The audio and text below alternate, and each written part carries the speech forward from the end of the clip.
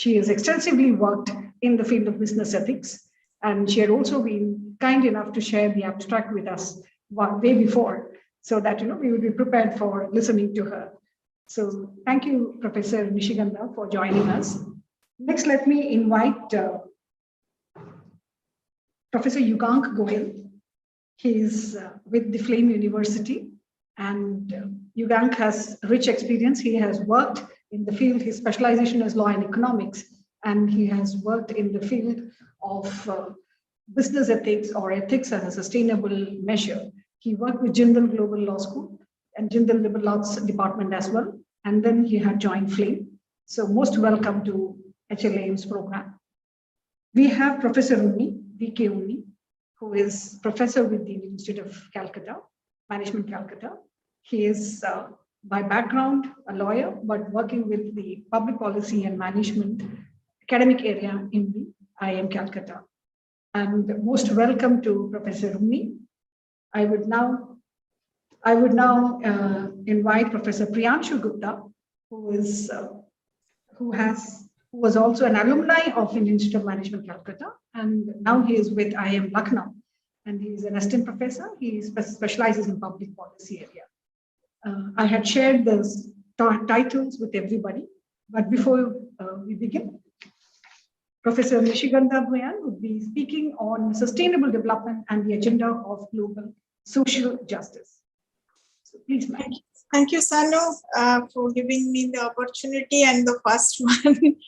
And so you would allow me to share my screen, the PPT.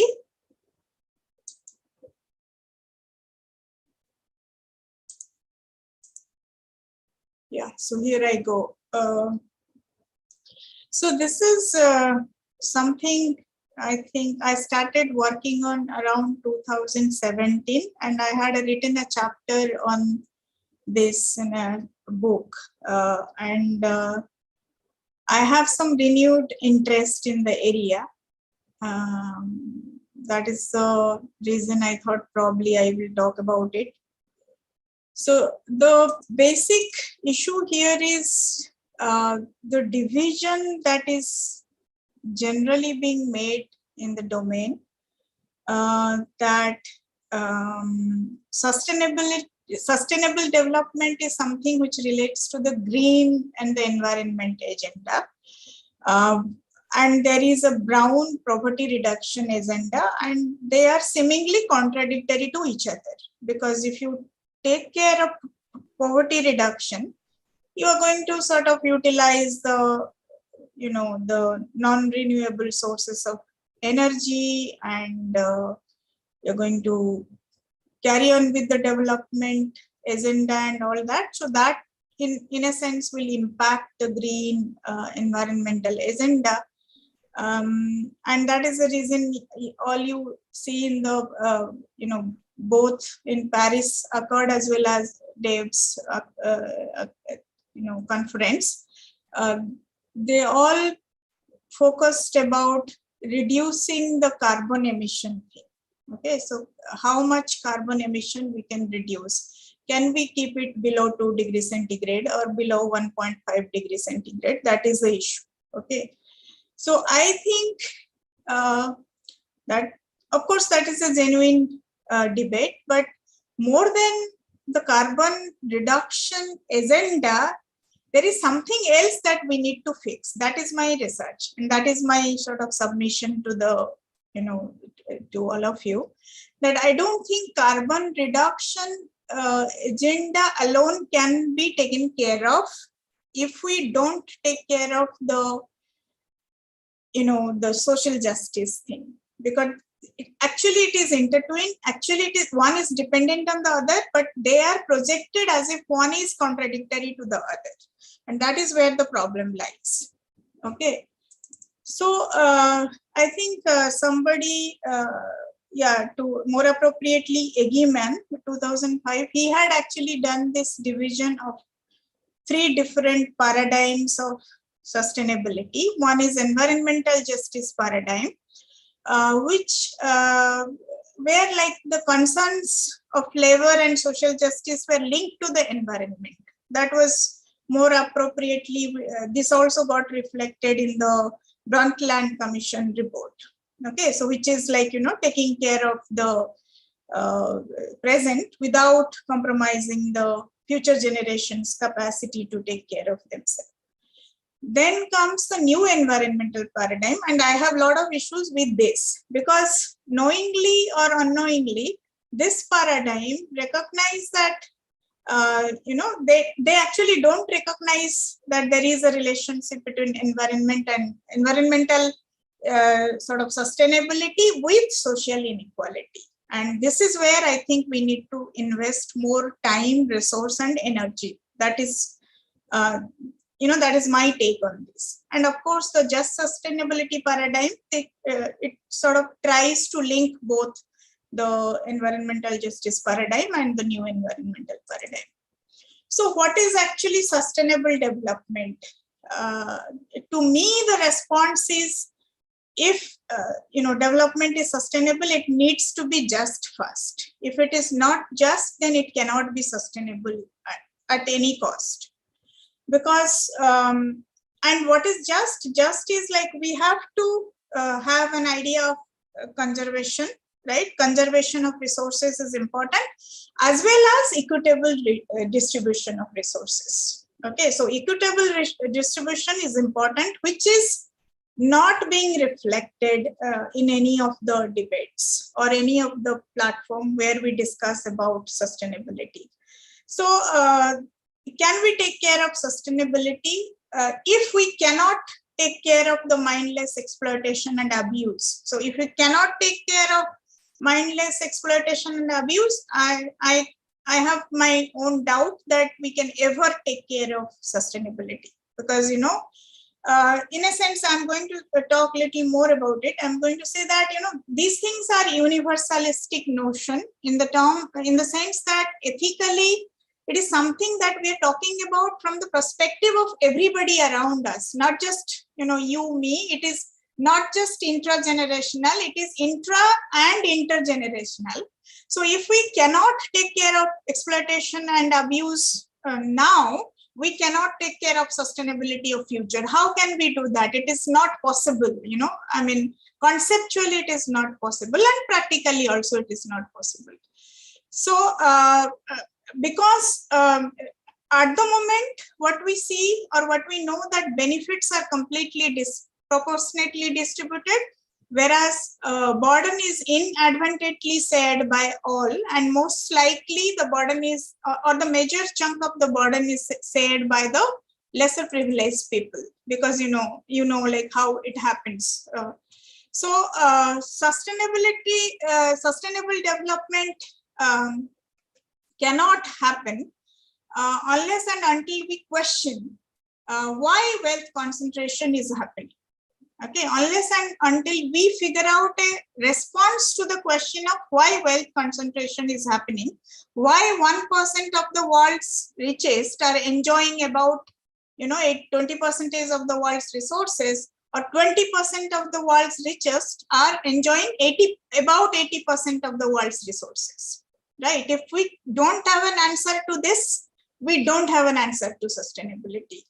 Okay, so and then of course, like there is always this capitalistic or in fact, in some sense, I would also say that there is nothing structurally wrong in capitalism as it is institutionally sort of projected in today's time. But so the main argument that is given in favor of concentration of wealth is talent.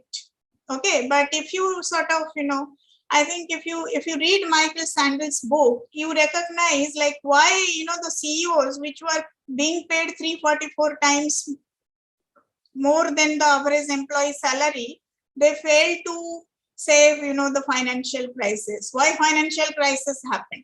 Okay, and if that is what is talent, then of course, like we know what is the result that we can expect. So of course, there is another set of issues that maybe one set of it is talent, but then talent is not just completely it's a kind of a closed core endeavor. Talent also requires people to appreciate your talent, right? You cannot become Sachin Tendulkar without, or Virat Kohli without there being, followers of the game. So not just, and also there are resources which is available in nature, and there is no role that talent plays. It's just institutional loopholes or arrangements of the socio-economic and political institution that actually sort of, creates that gap or creates that concentration. So, so Joseph Stiglitz, in his book, Globalization and its Discontents, he actually spelled out all this very clearly when he said that all these institutions like IMF, WTO, and World Bank, they were sort of, they had the motive to bring parity, equality, and eradicate poverty, all these things, because of which they came into sort of, existence. But what exactly happened is like, so they left everything to the free market. That market would take care of it, all the follies by itself. And then they designed this structural adjustment program, which is like one size fit all for every country, which had its own loopholes because countries had their own economic, social, and political differences. And therefore, one size fit all program wouldn't work for everybody. What would work for developed country wouldn't work for developing or underdeveloped country. So that way, the institutions themselves are so like sort of flawed, or the mechanisms are so flawed that it was not allowing these countries to come up on par with the others, or the poor countries on par with the other countries. So, as I said, it's an universalistic notion, and it both of things like the green and as well as the brown agenda, both the things actually have the common factors, which is there is resource constraints, and we need to sort of take care of the need fulfillment of everybody, be it intergenerational or intragenerational. Therefore, these two are interlinked, and not just interlinked, one is preconditioned to the other, because only a just society can be sustainable, and sustainable society can only remain to be just. Okay, so that is the interdependence. So, and not so much a capacity issue. It's not exactly, as we are talking today, it's just a capacity issue. It is, of course, a capacity issue, but that is not the real issue because of which we are facing the challenge. The challenge is more with the inequality, and the inequality is manifestation of the socio-political arrangement that is there. Inequality is not, just because you have talent, I don't have. It's not exactly that. Okay. So there is, like, Marshall pointed out in 1890, I think he wrote a book on principles of economics. There he had pointed out that there is no justification for extreme poverty side by side with great wealth. Okay. So the real problem is with sort of, the concentration of wealth that is happening, and the concentration of wealth is because of the institutional arrangement that is being done. It's not because, some people are talented and free market is taking care of all these. And we know, like, of course, we have come to know that in today's time, the two great issues are, one is climate change, the other is income inequality, right? So, and these two things are again interlinked. And, because so what is it that we want to sort of achieve, right?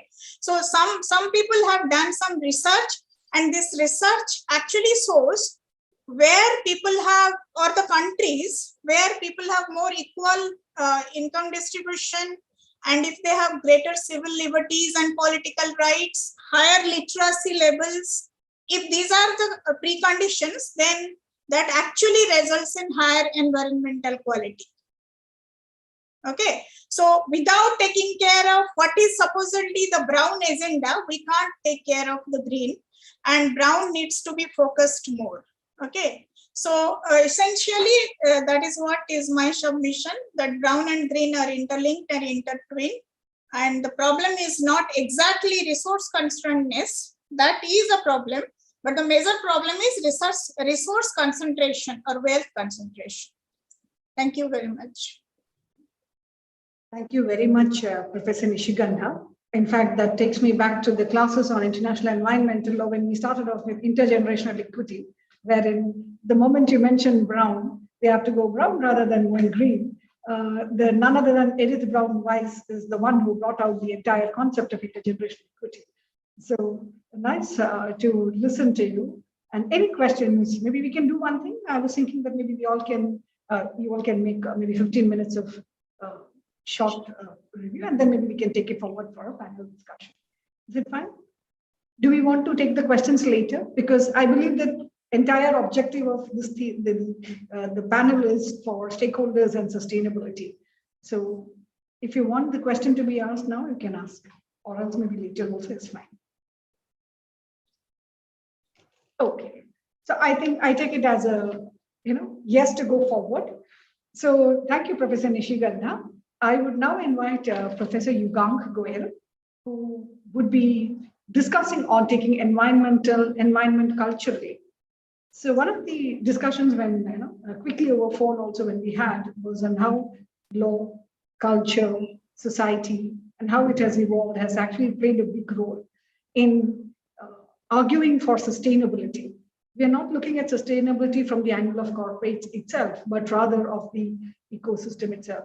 So let me just invite Professor Yugang, and it'd be a pleasure to listen to you. Thank you so much, Professor Shanu. It's a pleasure to be here. And of course, thanks a lot for inviting me both to you and to Professor Deva, who's been a dear friend for a long time. And it was great to hear Professor Bhuya as well. I probably will, switch the gear a little bit and perhaps pick on what Professor Shanu, you mentioned about intergenerational equity. And of course, the ideas that were mentioned in the previous slides as well. I think what I want to do in the next 10-15 minutes is to highlight a very peculiar problem that lies with environment, which makes it uniquely positioned to be dealt with compared to many other, otherwise relevant socio-economic issues, particularly that engage with businesses today. And I'm not going to talk about something which most of us know. Probably this is something that we all know anyway, but I want to give it a framing so that it assumes a certain importance, which is different from how it's located. So, one of the things that I often do in my classes, and particularly in the modules when I'm talking about environment, is I ask students, why do you think we should care about environment? Like, what is the reason? And, students come up with all kinds of answers. Most of the answers are, after all, located in the following framework. Well, we want to take care of environment because if we don't, then we will perish.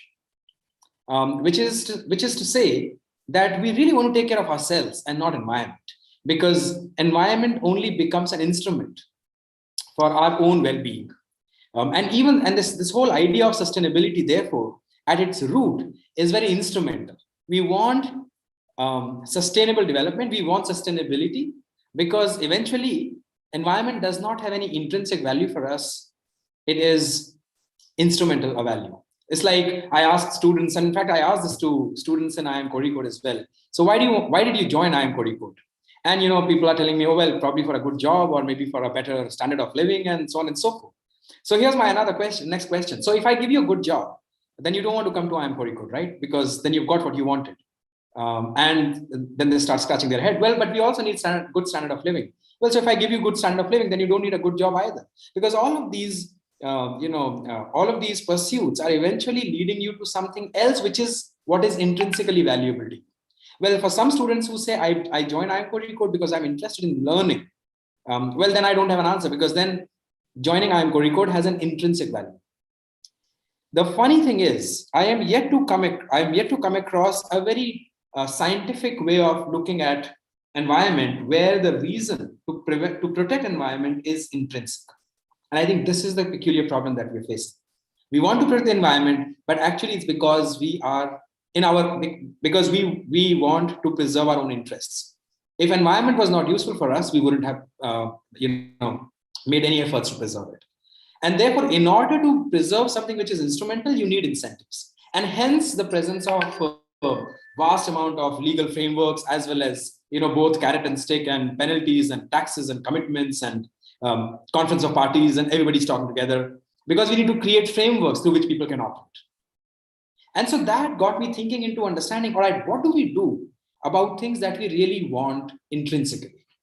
So for instance, why do I want to live with my parents, or want to obey my parents? Is it because I'm interested for them to give me some benefits when I'm growing up? Or is it because they have showered me with some benefits? Is there some intrinsic value that I have with respect to my spouse, my friend, my parent, or anyone? Do I love my spouse because there is another reason that I want to achieve through that? And if the answer is not, and if the answer is no, then that means there are definitely intrinsic values that we can find as humans. And actually, the battle to protect environment, in my view, will be successful if and only if we start looking at environment intrinsically. To give you this example, so therefore, I mean, in some sense, what I'm arguing is this is not a collective battle, in my view. It's a battle at the individual level where people can intrinsically value environment. And intrinsic values, I mean, in some ways, believe it or not, really comes from cultures. We intrinsically value certain relations because culturally it has been constructed so, right? So let me share the slide at this note and show you something which has been part of my research, which is something that I published earlier. But here's a graph that you can all see. Now, so let me explain this graph to you, and probably we'll get a sense of where we're going. So on the y-axis, you can see the per capita CO2 emission. This is a little bit old of a graph, 10 years old, but it will not change hugely in the last 10 years. Only worsen, if I would put it this way. On the x-axis, you have plots of various countries. Yeah. So for instance, here's Africa. So Africa's per capita CO2 emission is lying somewhere here in tons, right? And so US is lying somewhere here in 2011. Now, if you, however, draw country-specific graphs, you realize that the entities, with respect to the population, the entities who pollute the most in US actually pollute more than 30. And those who pollute very little pollute almost 16. And you see, this is an exponentially increasing curve, right? So Gini coefficient very high here. Similarly, over here in China, so even within countries, we fool ourselves by saying that there is one dot which is giving us a per capita value. But per capita value is an average, which is very high standard deviation. Look at the deviation here for China, and the same goes for India. This blue line is basically world average, which means the whole of US emits more than the world average CO2. More than half of China emits more than the world average CO2, and very little of India does. I mean, India's numbers have gone up now significantly in the last 10 years. But the point is, suddenly this graph allows us to see that there are gradations. Poor people in China don't emit as much as rich people in India. And so let us not call ourselves bound by the structures of nation states, because environment is a collective problem. And so it has to become an individual specific problem. So I'm going to come back to the intrinsic and instrumental dichotomy that I just created by taking you through something else. So we'll just keep this in mind. We'll come back to this graph and instrumentality of why we want to protect the environment in a bit. Here's the next slide. This might be interesting for some of us here. So we remember this event, what was going on here. So this is, when Salman Khan is killing the little black buck Chinkara Heron in Rajasthan. And were you able to see the graph earlier? The graph that I showed, this one? Oh, you couldn't see it earlier. We could. We saw this graph. You saw the graph, right? Because okay, good. So I mean, and you saw this. So Salman Khan's story is about Chinkara Heron. I'm not a big fan of him. I don't know why many people are, but anyway. So he kills these Chinkara herons, and he goes into a big trouble. The question that I have is, I mean, illegal hunting in India takes place all the time, takes place anywhere. Why was this case so important suddenly? What did he do which is so out of ordinary that otherwise people don't do on a regular basis? There was something that he did which made it all. And this is Salman Khan, by the way, who's extremely powerful person. If he wanted, he could have gotten away with something as petty as killing a Chinkara Heron. I mean, people get away with much more serious situations in India. Let's be known. So this is nothing. But why is it that it never happened? I mean, sorry. The reason is because he killed Chinkara Heron in the community of Bishnois in Rajasthan. Bishnois are known to follow certain tenets. I mean, this is a particular sect in Rajasthan. We have Bishnois amongst us all over. You know, very strong value systems with respect to environment. So for them, Chinkara herons are their own babies. So Salman Khan did not kill a heron. He did not kill a deer. He killed one of the babies of the Bishnoi community. These guys were up in arms, absolute, and these are important people in Rajasthan. So it's the Bishnoi community which took the whole battle against Salman Khan, which led to all kinds of things. And this is, by the way, an image that I pulled out of the internet. We know about Chipko movement, but Bishnoi community had tried to protect trees back in the days. I think the 17th century when, and this is called as Khairlanji massacre because the king wanted the trees for his furniture, and the women held those trees again, and the soldiers killed these women. And so it is called as Khairlanji massacre in the medieval Indian history for those people who know about it. But the point is, there is an intrinsic value that these people had that is largely coming from culture. It's not coming from anywhere else. And so we are not very surprised when we see images like this of Chipko movement, particularly fairly commonly available site that you find in countries like India, but not in the West as much. I mean, in the West, they have something called deep ecology, but that has a different connotation altogether. So, in other words, the point I'm trying to make, and I'm not trying to glorify that Indians protect environment. In fact, we do a lot worse, and that's a paradox I'm going to leave you with. But the point is, unless we look at environment culturally, we will not be able to plant an intrinsic value in environment. Unless that happens, this battle is a never-ending battle. We will keep on creating incentives and frameworks, but because everything is instrumental, it will not be cared about. Kant talked about how debased instrumental reasons are. Like if I remember one of your kids in the class who says, "Oh well, I said, honesty is the best policy because it is also the most lucrative." Then this guy is not as moral as somebody who says honesty is the best policy because it has intrinsic value, things like that. And I think, and I'm going to come to sort of closure in that sense, I think non-Western cultures, and not just India, cultures which are generally non-Western, could be Chinese, Japanese, Thai, Vietnamese, Eastern religious Eastern cultures, specifically those in which ancient cultures, those where traditions have continued, have a lot of intrinsic storytelling and value systems about environment. I mean, when I went to Europe to study, I realized they hate rains because obviously who wants rains in London and in Germany?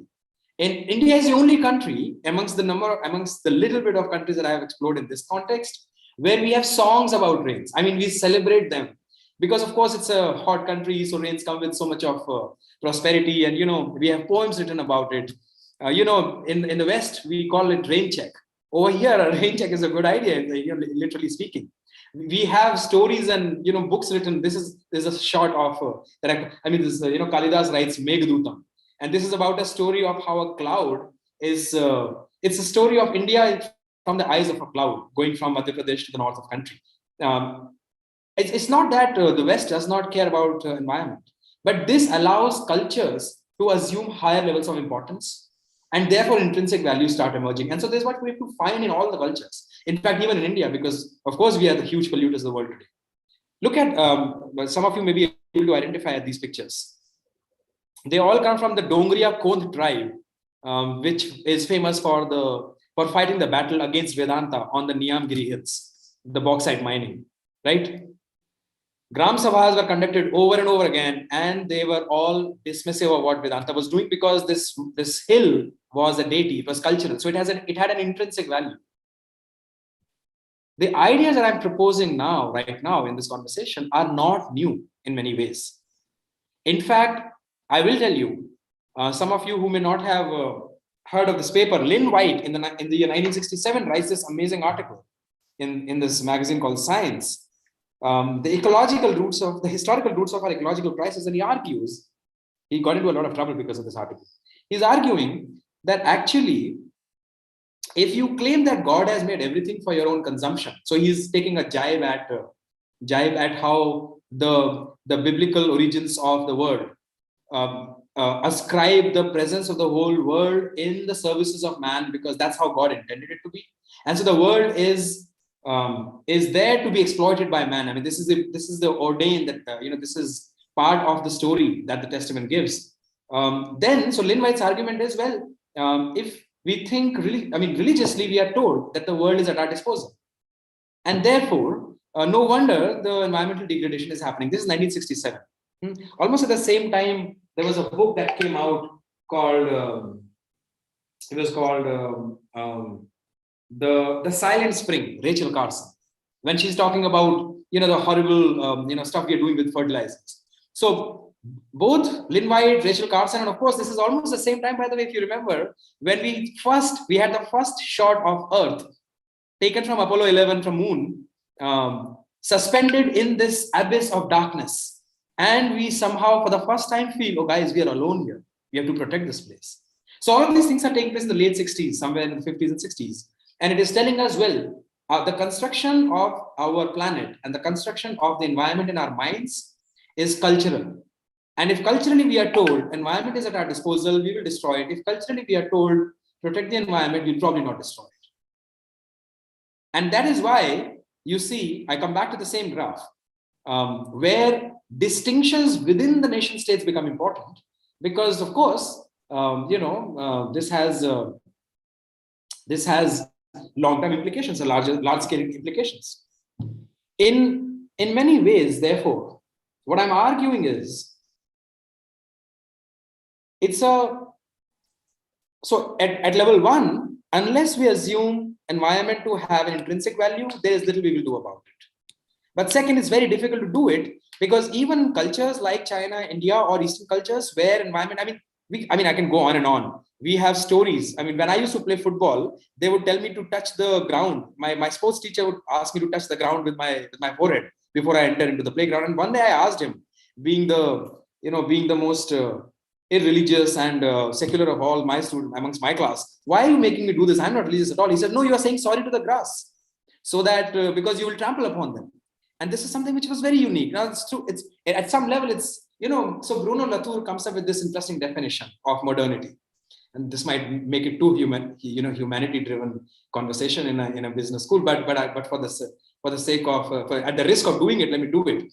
So Bruno Latour says modernity makes a distinction between nature and culture. So nature is everything which is science, and culture is everything which is like society, things that can't be explained by science. Like my grandmother would say, "Don't look at the solar eclipse," and I would say, well, what are you talking about? This is useless. Of course we can look at solar eclipse. Who told you that these things happen? There's just a couple of planets coming in there each other's way. So no, you don't have to, and you can't do it. And I'm not going to talk to you if you do this, and you can't sit on the bed and don't eat food and things like that. Now she's in this category of culture, and I'm in this category of nature.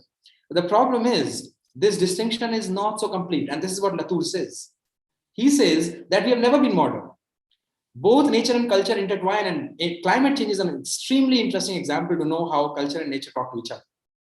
My submission, therefore, at the end is, even though if we take culture seriously, we might be able to salvage climate change or environmental problems at some level. The problem is I don't know how, because it's exactly the same paradox where culturally, environmentally conscious societies are also degrading it at the same in a way that is unseen before. As a parting thought, let me put one more thing that I talk about students. So in order to really figure out whether students think about environment instrumentally or intrinsically, I ask one more question. I ask my students, okay, tell me, assume you are the last person on planet. Everybody's dead. Like I'm Legend. You have some DNA which is somehow making you stay alive. And then you come across this forest, right? In Delhi, maybe Sanjeevan, in Bombay, and things like that. And then just out of whim and fancy, you feel like, let me just burn this forest down. Who cares? What if I burn down? There's nobody else. I'm the only person and I'm feeling a little cold. Big deal. I just want to burn this forest down. Do you think you will burn the forest down? You're the last person. And most students tell me, no, I won't. But they can't put their finger on why they won't. If you don't know why are you wanting to do something, that means probably there is some intrinsic valuation that you have about that product or service or whatever it is. And so that leaves me with a little bit of a hope for the future. Thank you, Shanu. Thank you very much, Professor Yugang. In fact, I'm reminded by your parting thought on Children of Men. There was a very interesting movie called Children of Men in 2006. There's a sci-fi movie. It says that, for 18 years, no child has been born. So the efforts of the soldiers or the entire project to preserve the child, I think is really remarkable. The same should go when it comes to environment also. Unless we have an individual orientation or we completely tune ourselves towards protecting the environment, whatever we are discussing is completely redundant at a larger level. So whatever wealth people amass, maybe you can escape, but to where? That's a big question. So thank you very much, Professor Yugang. From two environmentally rich discussions as environment as stakeholders, now we are going to land up with the legal prism, where Professor V.K. Unni would discuss to us or discuss with us on viewing stakeholder-centric governance through the regulatory prism. So that he is trying to make us understand why do we have to regulate anybody, right? So over to you, Professor. Thank you. Yeah, so good evening to all of you. Am I audible? Absolutely. Am I Yes, audible? you Okay, are. okay. Yes. Yeah, good. Thank you so much for inviting me here. It's really great to be in this panel, and also a great pleasure to listen to my colleague, Professor Boya and Professor Goyal, and I'm sure I can see many of my very, very beloved students here. I can even see Professor Anubham Das, I met long time back, almost 10 years now, it seems, how time flies. Anyway, thank you so much, Deva and Professor Shanu, for inviting me. It's a great honor to be here. As you have already listened to the most very interesting presentations on ethics as well as environment, I'm really confused what to say, because law is really, really boring, where we talk a lot about sections, rules, subsections, bylaws and all. And we also bring in some of these case names to make it even more boring. So let me try to, and when you already have a very, very, eminent list of speakers who have already spoken before you, the challenge also gets really, really hard. So let me just try to, just come to the topic.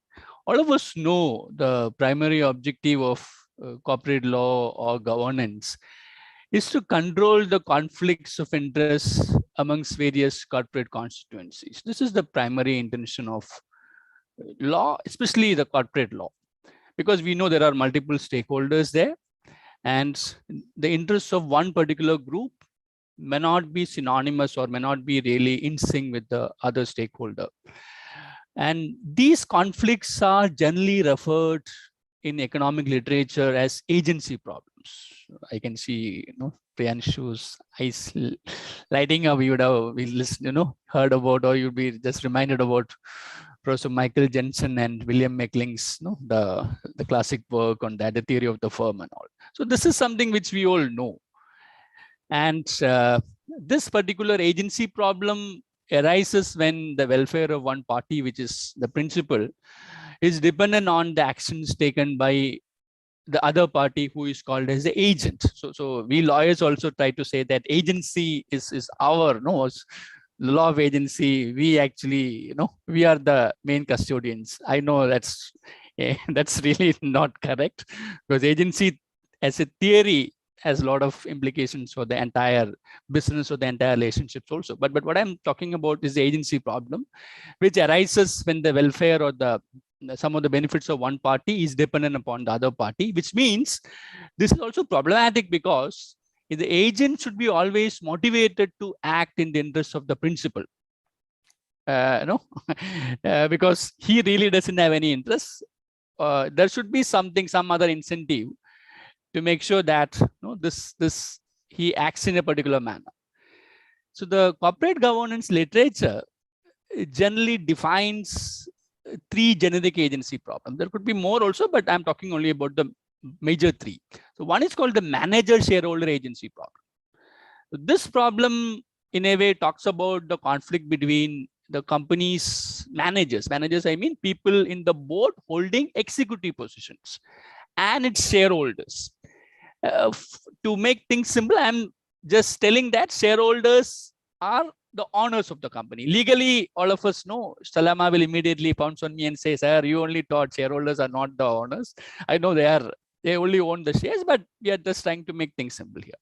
So the first agency problem refers to the conflict between the company's the topmost management and its shareholders. And this kind of conflict generally exists in jurisdictions which will be having a widely dispersed kind of shareholding. We talk about countries like US, UK, Australia, those kinds of more developed jurisdictions. And because we are talking about some of these empowered managers taking some important decisions where they really don't have any kind of shareholding there. There will be some provisions in the articles which bars them from buying those shares. So they are just holding important executive positions, but shareholders are widely dispersed, but they are the real owners, at least in the literal sense. Okay. So this particular model is also called as the outsider model of corporate governance. So the real owners are not inside the company, they are outsiders there. And this generally is the pattern in places like US, UK. So the second kind of agency problem refers to what we call as the conflict between the majority shareholder on the one hand and the minority shareholders on the other hand, what we generally call as majority minority agency problem. This is something which we can see in India.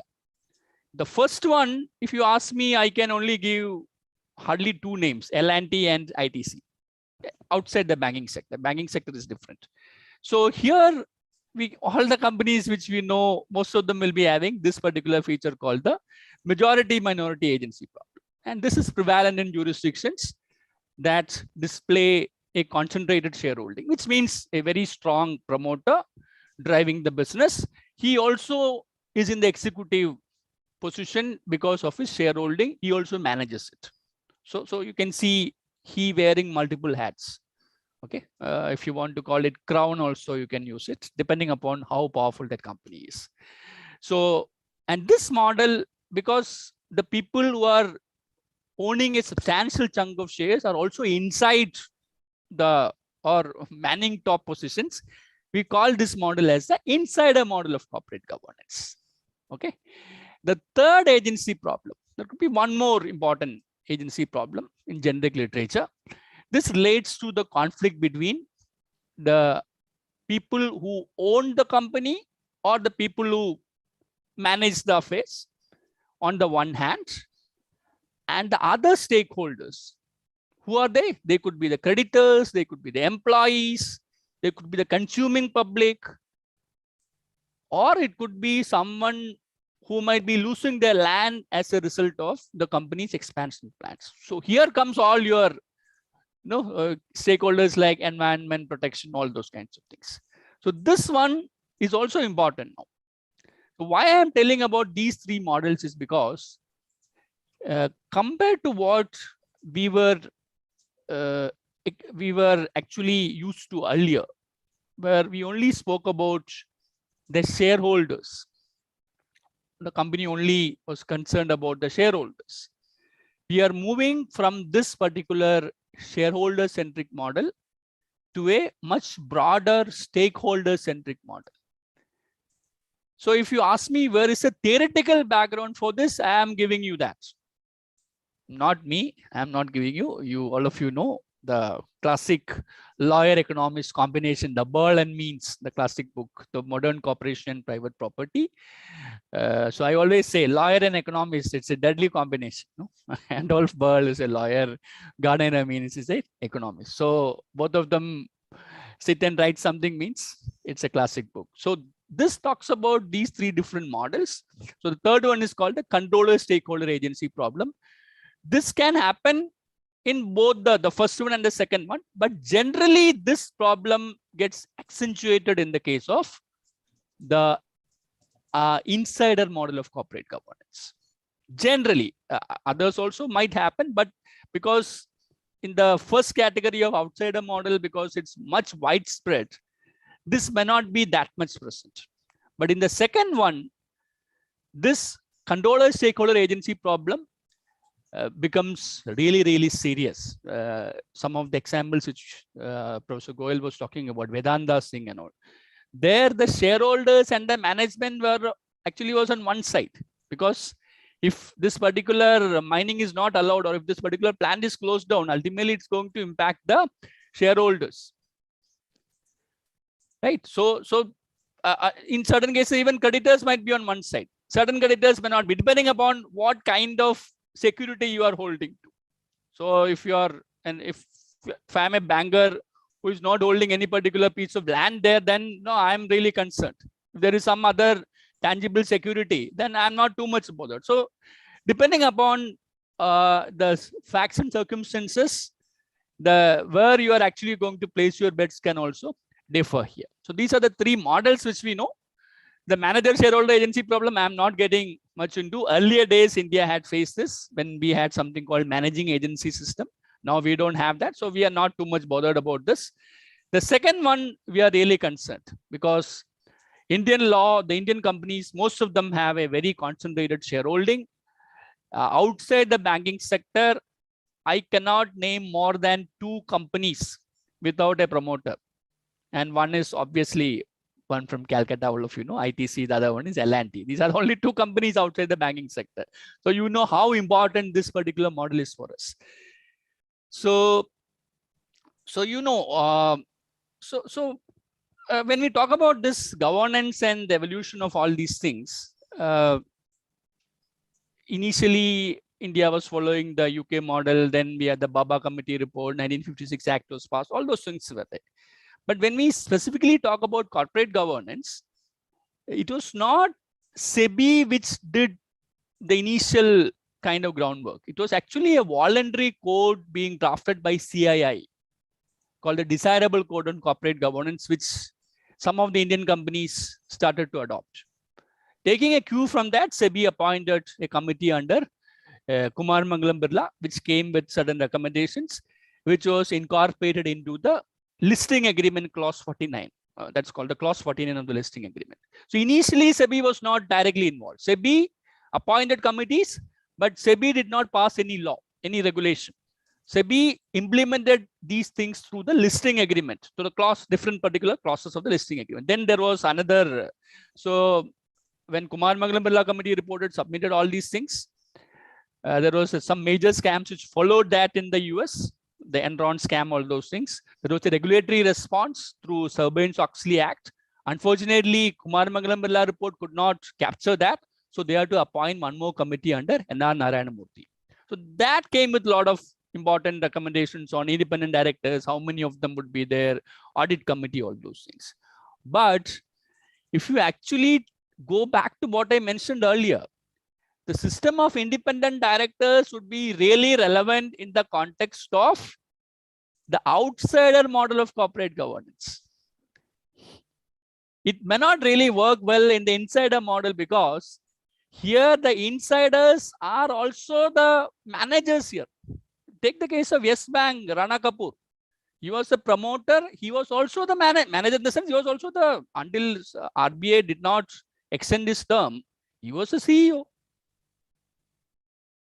CEO and MD, whatever designation it is. So you are actually talking about a breed called promoter managers. So, and you know what those independent directors were doing. So the question there is, independent to whom? He was only giving the names to nomination remuneration committee. They come in, they don't question anything. Whatever you want, a stamp of approval. So these things are primarily happening because you are copying from a model which was actually designed for a specific purpose, which had nothing to do with the fundamental system here. Okay, so I'm just trying to connect the whole picture. Okay, so we had this Narayanamurthy committee reports. Then what happened was very important. So when we were when corporate India was rocked by Satyam scam, Satyam was not a company, a private company or an unlisted public company. Satyam had fulfilled all the requirements which the law required at that point of time. And its audit committee was headed by none other than Professor Ramon Rao, YSP. So what I'm saying is, the model primarily failed because these people were brought in by the promoter himself or that particular family. And in spite of being people with such credentials, they were not in a position to question him. So based upon this, so then slowly the transition started to happen. So, and by 2008 or 9, India was anyway planning to have a new Companies Act. So by that time, there was a committee under J.J. Rani, the former CEO, MD of Tata Steel, who had actually prepared a report, a beautiful report. But because of all these scams, what the government of the day did was not to approve this report. They said, no, we have given you all the freedom, but what have you done in return? We cannot approve it like this. We are not going to have any kind of self-regulation. You have to be regulated properly. So a new committee was appointed. It was a kind of a joint parliamentary committee under Yashwant Sinha. So the Yashwant Sinha committee report is the one which the present day Companies Act owe a lot to the Yashwant Sinha committee report, which has seen the light of the day. And there what they have done is, they have shifted from the model of shareholder governance or a shareholder centric model to the stakeholder centric model, which was completely different from what J.J. Rani's report was suggesting. They were talking about self-regulation for most of the things, minimal intervention, those kinds of things. But Satyam scam changed all these things. The fact was that the standing committee's recommendation, which the Yashwant Sinha committee's recommendations, were in a way clouded by a major corporate scandal, which had evoked considerable anger in the country, specifically against the corporate sector. So this particular committee report insisted on a stakeholder approach that encompassed a lot of constituencies, including employees. It could be the customers. It could be the environment as beneficiaries, where shareholder is just one part of it. So now we are seeing a kind of a tectonic shift. Earlier, you are talking only about a shareholder-centric approach. Very, very limited constituency there. Keep the shareholder happy. Sack as many number of people you want, but increase the profits. Give them good dividends. If possible, go for a bonus issue or go for a buyback. Shareholder is happy. That's it. But with this model, we are moving away from that. We are talking about making sure that all the stakeholders are getting happy. And here, compared to the first model, the major problem is the first model, you have various methods to quantify how much happiness or how this is really working on ground. Shareholders definitely will be happy if they are given more dividends. They'll be definitely happy if there is a bonus issue every 2 or 3 years. But the other model, what we talk about, the stakeholder approach, the major problem is, one is they are very much, it's very diverse in approach in that way itself. Secondly, on many occasions, when you do something which is going to help one particular stakeholder, it might also impact on some other stakeholder. It's not plain and simple like giving a very liberal policy, liberal dividend, or going for a very, very liberal kind of bonus share issue. So this is becoming a problem. And in the first model, shareholders always have certain tools available with them. If the board or the director is not acting according to the law, whatever it is, there are ways by which he can be removed.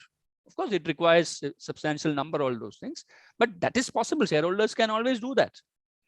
But many of the stakeholders which we are talking about here don't have that. For example, what can somebody who is going to face certain kind of environmental damage from a particular company's factory releasing its effluents, what can he do against a company within the framework of company law? Very limited.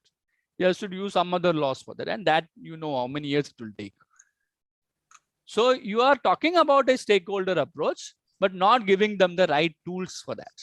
But still, I would say that shifting from one, of course, independent directors are there, but it's not that effective, primarily because most of our companies work on the insider model of corporate governance, where independent directors may not be the best way to really have some kind of checks on the promoters. But by relying on things like audit committee, as well as things like a lot of transactions happening between the companies, like we know that those kinds of transactions. So all those things are actually, only there is some more levels of approval required. And in certain cases, now we rely upon certain things called as majority of the minority, where promoter cannot vote, the non-promoter shareholders should give an approval, especially inter-promoter transactions, those kinds of things. And if you ask me what is there specifically for somebody when it comes to, I know. I will go by exactly by what Professor Shanu says. So with respect to the last controller stakeholder agency, that particular theory, the CSR which has been brought in is specifically to address that constituency. It may not be doing the kind of impact, it might not have given the kind of impact which it was supposed to have. But please understand, I think India is one of the very few countries, or at least to the best of my memory, it's the only country which is having a kind of a compulsory approach, in the sense that it's comply or explain, which means you can explain if you are not complying with that. There are some changes which are already happening, but all other countries follow a voluntary approach. So there is some kind of resistance also here. But still, if you go by, I think last month there was a report saying India's companies have contributed, I think 8,000 crores or 9,000 crores. This money would not have come earlier. At least something is happening. So let us be hopeful here. So what I am saying is, it's when you go by the three framework, right? When you go by the three frameworks, we can see how these things can be compartmentalized, and some of them may be only addressing a particular stakeholder. But when we move towards a much broad-based stakeholder approach, it will take time, but I'm sure most of these provisions, even on CSR or even in the corporate transactions, related party transactions, all these things, eventually there will be substantial improvements when it comes to governance. Even if we can achieve 50% of what we have desired, still that would be a great thing for us. Thank you so much. I am so happy to be here, and that's it from me. Thank you very much, Professor Rumi. In fact, to be frank, whatever discussions we are having, I think just like companies have to go for either complying or explain. Similarly, I think we should rewrite saying replenish the resources or perish. Rather than publish or perish for academics, it should be like replenish or perish, which is very important. And I think one of the key features is most of the time, I think we should look for deontological perspective. So if we have a duty to or an obligation to follow, I'm not saying that law is the most important or compliant thing, but as intrinsically, if you are oriented towards following a particular duty, then I think it might solve a problem. Maybe I could be wrong. This is my understanding. But thank you very much, Professor Rumi. And now I request Professor Priyanshu Gupta to enlighten us on social stock exchange in India, prospects and challenge. Over to you, Professor Priyanshu. Thank you so much. Firstly, for the invite, Professor Shanu, Professor Salama, and the other organizers. I'm extremely grateful and delighted to be part of this panel. Listening to my professors, Professor Nitikanda and Professor Uni, and of course, a wonderful presentation by Professor Yugang. So I'll try to do justice to the panel, but my paper is largely on a very recent development that has happened just last month, actually, with the announcement of the Social Stock Exchange. This is not my main line of research, because before my PhD took me into issues of forest governance, property rights, and policies, I was an impact investor working with for-profit social enterprises and a few NGOs. So this basically was an opportunity for me to go back to my pre-PhD experience. But for the last 2 years, since the evolution of, since this was been announced, I have been closely tracking this, and I thought it will be an excellent opportunity to present and brainstorm some issues that this proposed exchange, which is going to be inevitable very soon, is hopeful is going to present us, right? So the idea isn't really new, or at least is formally under the works for at least 2 years now. It was proposed by the finance minister in the 2019 budget speech. But even before that, I remember when I was still in the low capital, the Impact Investors Council of India had already proposed this way back in 2013-14 or so. But since 2019, it's been very actively discussed across various forums. A working group was set up by SEBI, which will be housing this social stock exchange. It came out with its first report in June 2020 itself, actually. But when the first report came out, it had a lot of implications for the non-profit social enterprises, the NGOs, and all of that. And the report, I mean, there were discussions that it was not, the committee was not adequately represented from the NGO community, and hence, and probably to fine-tune the specifics of the way the exchange would work.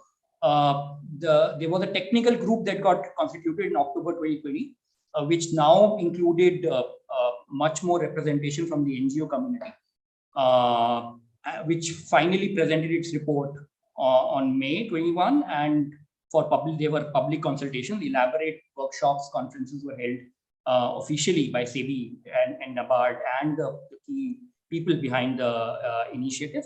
And on September, the SEBI has actually approved the creation of this exchange in its board meeting. When it becomes operational is still awaited. And experts say it could take anywhere from 6 months to 18 months, or I mean, depending on how the other regulatory approvals go. But this seems quite inevitable in that sense.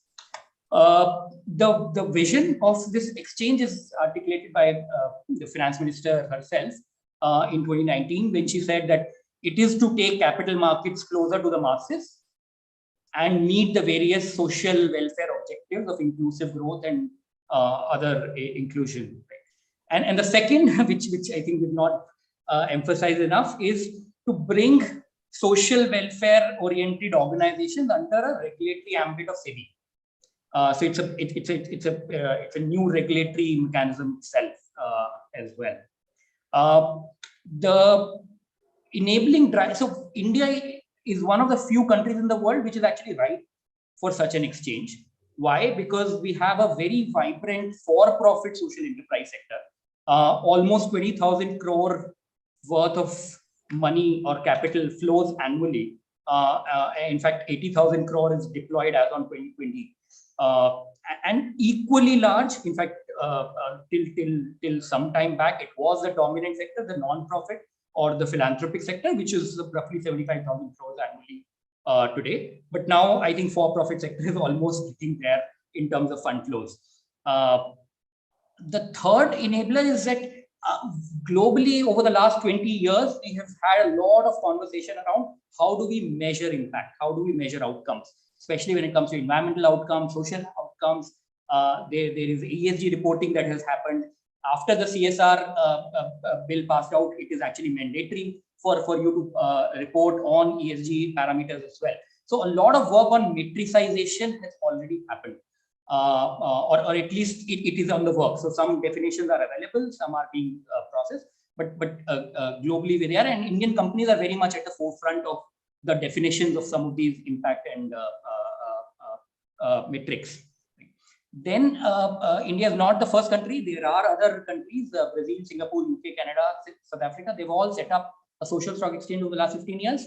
Unfortunately, we have seen a very tepid response at most of these stock exchanges.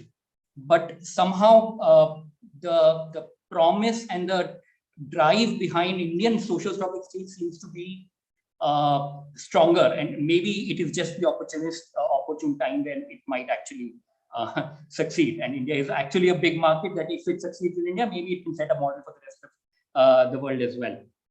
So I'm going to just discuss briefly the idea, present some of the promises, and a lot of questions around what it could potentially do. So nothing is concrete. As such, it's not an empirical paper. It's still very much a speculation and potential hypothesis that somebody could take up. So the Indian version of the social stock exchange is fairly large in its ambition, right? It is the only exchange that is trying to combine the non-profit world and the for-profit world.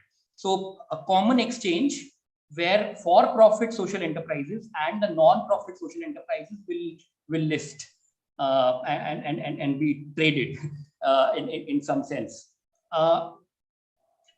Thirdly, and very importantly, right at the outset, the social stock exchange actually talks about supporting the new financial instruments that are being developed, the paper outcome instrument. So you pay for an impact only when that impact actually happens, when the outcome only happens, which is, I mean, if that becomes successful, then potentially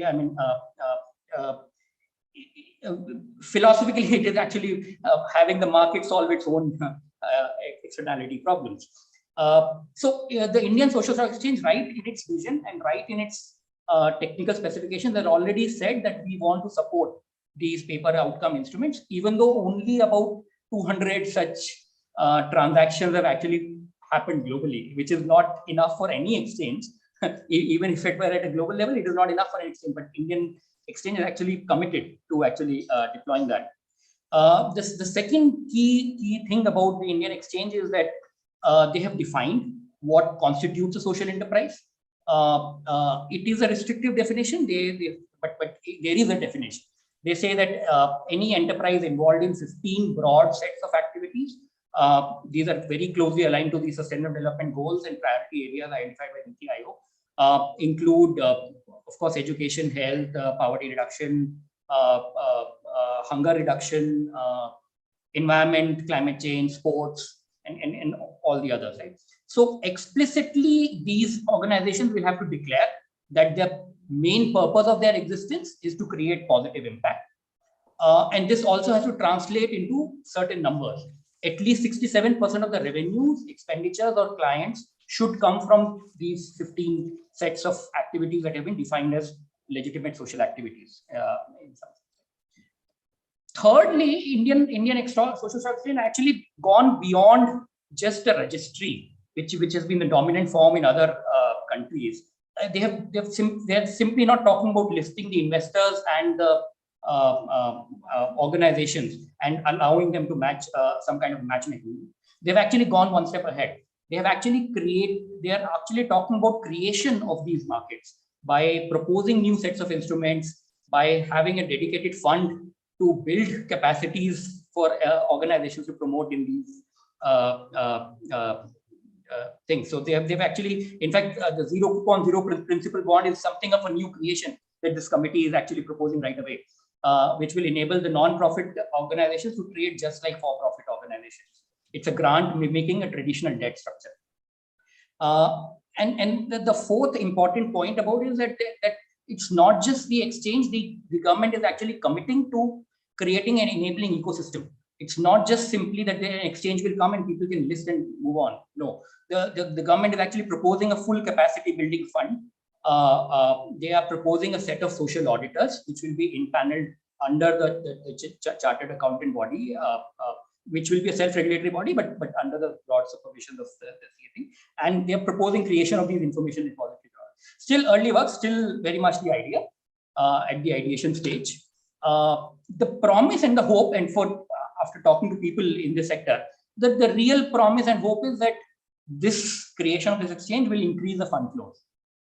There are suitable organizations. There are about 600 odd for-profit enterprises and about 32 lakh NGOs registered in the country.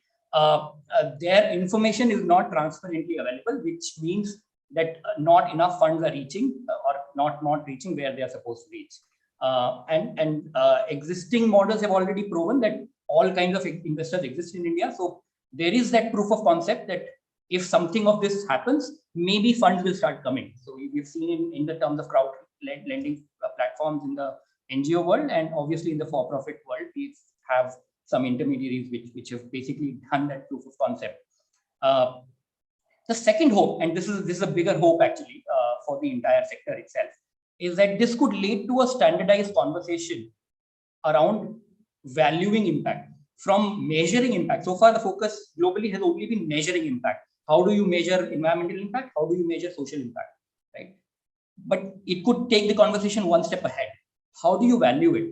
So even though today for-profit enterprises seek to create social impact, but they still get valued on the main market principles: price to earnings, price to revenue, price to customer. Right?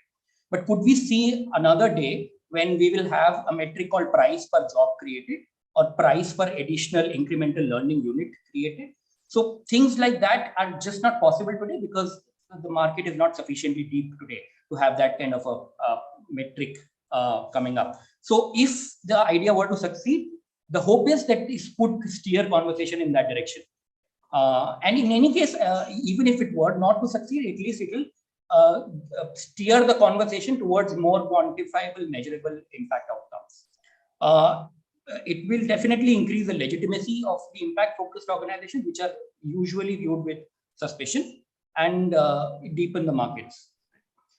But together with these promises and hope, which are actually a utopia in some sense, there are equally important concerns and challenges, which one will need to keep.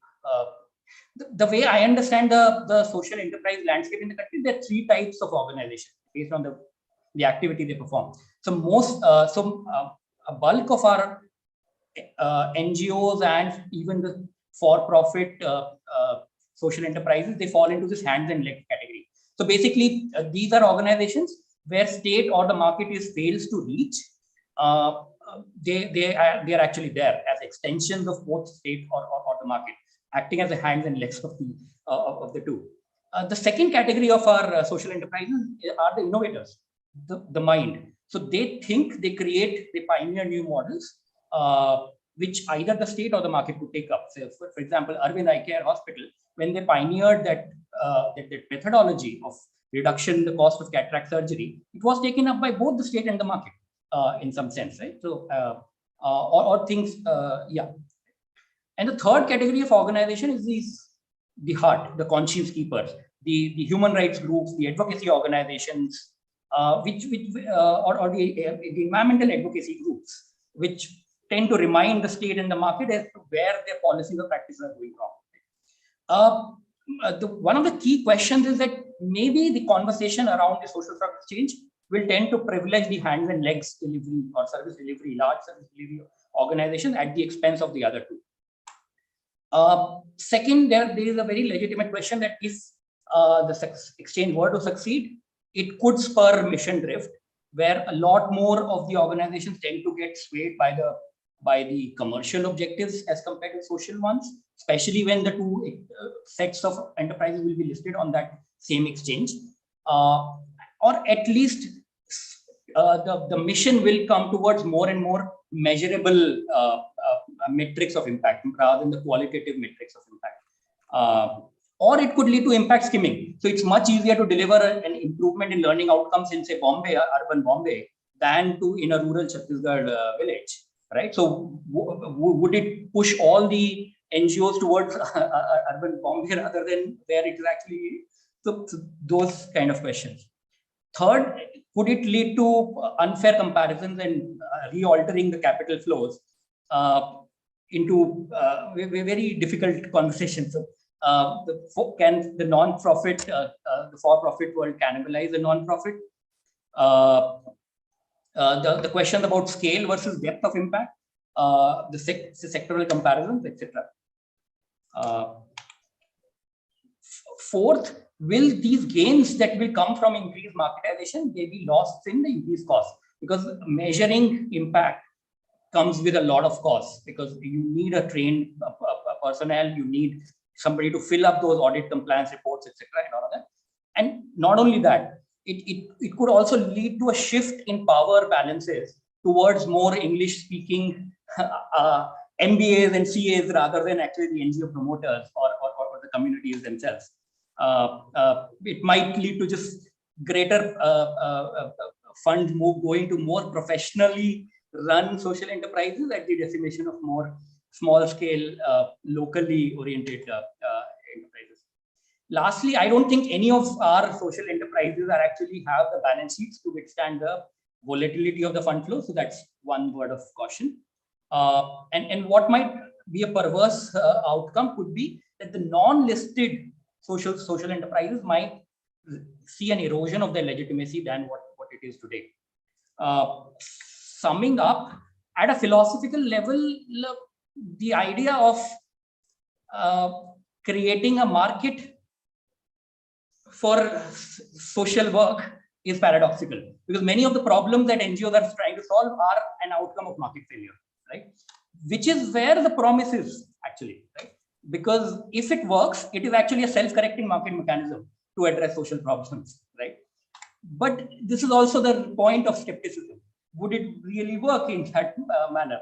And international comparisons don't give us much hope. So they were launched with a big bang, but have kind of faded away in a whimper. But if it succeeds, it can fundamentally order the social sector in unforeseen ways. In my opinion, the current proposal is a careful application of the mind. I just hope we do not lose our heart when it comes to the implementation of this change. In any case, this will be could be a fruitful research endeavor for anybody wanting to look into this thing. Thank you. Thank you very much, Professor Priyanshu, because I think this is like a full circle for us. We start with environmentally sound system which we should have, then thinking environment culturally, then trying to take it connected to the law, and then coming back to how social enterprises are also completely governed, or rather are contributing itself, becoming the major stakeholders in the field. So I think it was a very enlightening session for all of us. I'm sure that everybody would agree to it. So thank you very much, all the speakers. Now it's open for questions. If anybody wants to ask any questions, please do. Okay. So I think time is running short. Yes, Professor Anupam, you want to ask? Yeah, may I? Yes. Thank you. First of all, my apology, sincere apology for joining late, because I had a session that got over just at 6:30 instead of 6:15. So, and I missed the first session by Professor Huyan, right? I'm sorry for that, but I'm probably going to get hold of the recording up and listen to that. And I'm very glad that all of you spoke about things that we can do to help improve the situation. And my only concern, and not the only concern, the major concern is that, all that discourse that happens in academia, I mean, how to translate them into something that people in the industry follow them. I think, there is a huge gap between academia and, industry. Either, what we speak, they don't understand, or either their understanding of the issues is very different from us, So what is the problem and how to address that? Because unless that gap is closed, there's a breeze between academia and industry. I think, this discourse would not really have much impact on, what we try to achieve, right? We understand that, but, so how to go about it? I think it's a very valid question, how to connect with the ground level, right? This has been a today, this evening I taught, and one thing that I was talking about, their understanding of management is also very different from, when you bring sustainability into the equation. Their understanding is about profit, people, and planet, in that order. Whereas, when we talk about things, it is planet, people, and profit. Right? So how to reverse this one? Because many of them, they understand it theoretically. This is nothing can be done. This is what we need to follow. So what could we do? Right? Of course, things are happening. I could see, a lot of you have given hopes, optimism, and all, but I still don't really have that optimism in me. That things are happening, because every day I see that that news related to the biggest glacier is melting so fast. Maybe in 5 years it will be over. So water level is rising 2 feet and all those things, and the natural calamities that is hitting us hard. Yet we are not recognizing the the fact. And what we are talking about is a huge gap. So my worry is there. And how to really bridge that gap. It's a long debated question. So let me, I'm sure the time is already up, but let me quickly introduce our area. We are Humanities and Liberal Arts in Management area in Indian Institute of Management, Kozhikode. We primarily have faculty, or the primary research which happens in our area is related to business communication. We have sociology, we have law and public policy. We also have business ethics, which is also core area of our teachings and learnings itself. Our research primarily of our area members focus in all these spheres, and I'm sure that it's time for us to introduce each other. So let's try to start with, in fact, we'll start with Professor Anupam. I'll try to connect with the other faculty. Maybe Professor Deepa had some issue in terms of, because she is actually coordinating for the GIT conference as well. So there's a small problem here. But I'll try to connect with her. But in the meanwhile, let me ask Professor Anupam to introduce himself and his work, which will be very helpful for all of us. Professor Anupam. Thank you. So I didn't know how I landed up in a business school, because that's not how probably I was supposed to be. And I'm a linguist by training, but I'm not in the formal part of linguistics. I look at mostly discourse analysis and computer-mediated communication. And so my work primarily focuses on the issues of society and interaction. So when I say, in fact, sociolinguistics issues of communication. But then I got interested in this virtual space because when I was doing my MPhil in Delhi University, that was 99 in 2002, the things were changing rapidly, and a lot of things were happening on the virtual space. So I wanted to understand how this virtual medium impact our communication and our in fact understanding of the world, because now we view the world through Facebook or WhatsApp. WhatsApp universities also influence our thought process so much. In fact, that led me to also recently publish a paper on disinformation and how disinformation impacts our even democratic process, including our voting patterns and things like that, which was published in Information Communication and Society. And so in fact, then I teach business communication. And business communication, I also approach this. In fact, sustainability is one important aspect of business communication. Because a lot of our students, they don't understand what it means to be sustainable, even in the micro level. What they do, like overcommitment. It is not only about environmental policies and all those things. The way we utilize our energy, is it sustainable? When we overcome it, we can't really do justice, right? We have 24 hours a day, and limited skills and all those things. When we overcome it, we can really do justice to ourselves, our families, and our organizations, right? And our organizational expectation can also really interfere with those kind of things. So when we don't really understand our own system, this body and mind is nothing but the system. How to utilize that in a sustainable manner, I think, it is really unfair for us to expect them to understand even the sustainability from organizational perspective. So, the way we communicate would also indicate whether we really appreciate value sustainability in that. So that is, in brief, that is what I am. And many of my thoughts have been also documented in my recently published book called, Business Communication and Problem Solving Approach. It's a co-authored book with two other faculty members from University of Cincinnati and University of Wisconsin. And so, well, that's about it from my side. Thank you, Professor Anupam. May I ask Professor Deva to introduce his work? Good evening, everyone. So first of all, thanks to all the panelists and speakers. It was interesting to hear the new dimensions of research and areas which actually are all of you exploring. So quickly to introduce myself, I teach business law and also corporate law and capital market law courses at IIM Kolkata. So my research interest is one of the primary research interests is to look at corporate laws. Apart from that, I'm also keenly interested to look at environment regulations, environment laws, and also regulatory governance aspect. I've collaborated with Yugang a couple of times to look at regulatory governance. So that's something which I'm keenly looking into. Apart from that, recently I'm also trying to look at technology and regulations, how it's evolving and how it's impacting business. So that's quickly to introduce from my perspective. So once again, thank to all of you for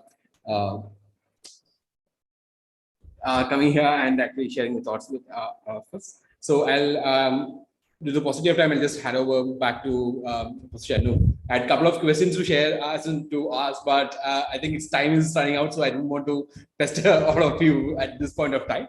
But hopefully there will be occasions where we can interact. Thank you, Professor Deva. We have, I think the rest of them have actually, Professor, as I quickly mentioned, I'll try to introduce Professor Deepa. Professor Deepa Sethi, she is a professor with us on business communication subject. She has recently published a book on impactful communication, and she teaches more or less on cross-cultural communication and other areas, which including narratives of wisdom and reading some literature, etc.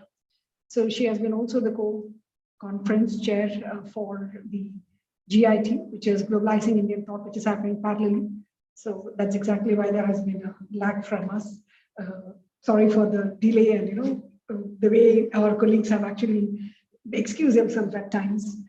In fact, so we have in our area, we also have Professor F. Matthew, who is teaching sociology, who teaches largely on society and business social transformation of India. And he has been a renowned sociologist in this field, which I'm sure, slowly, if you can have a look at his profile, it will be easy for us to know better. We have Professor Salama Ansari, who is a public policy expert, and she is actually working in the field of society and business, plus political science and management, and other areas as well. And she also largely looks these subjects from public policy perspective. So she's a PhD from IIM Calcutta, and that's exactly when Professor Unni and Professor Priyanshu and Professor Nishiganda can relate, because it's like a alumni meet, I guess. So thank you very much for all of your inputs. But before that, myself, I'm Shanu Narayan. I am basically, I did my PhD from Jawaharlal Nehru University on international law, specifically on international economic law. And my core area of research is tax havens and tax-related matters, plus business law, and I teach business law and law management, entrepreneurship, global public policy, etc. So these are something which we share. We have, and I must proudly mention that my area colleagues have displayed rich academic contribution through various articles in renowned journals plus books. Professor Anupam has a co-authored book. Professor Deepa has a book with herself, and definitely, rest of them are in the progress. I'm sure that will come in the process. So I'm getting a call from Professor Salama. Maybe, she might be in a position to join. Just let me give her a quick. Any questions to our colleagues, please? Any insight which we can draw? Before that, let me quickly mention, for the first time, we are offering a PhD program in our area this year. HLAM area is launching for the first time. Though IMKs, this is the 14th batch of FPM, but this time, for the first time, we are offering, and we are looking forward to welcoming a bunch of young, enthusiastic, curious minds to our area. So please, open to all of us to discuss.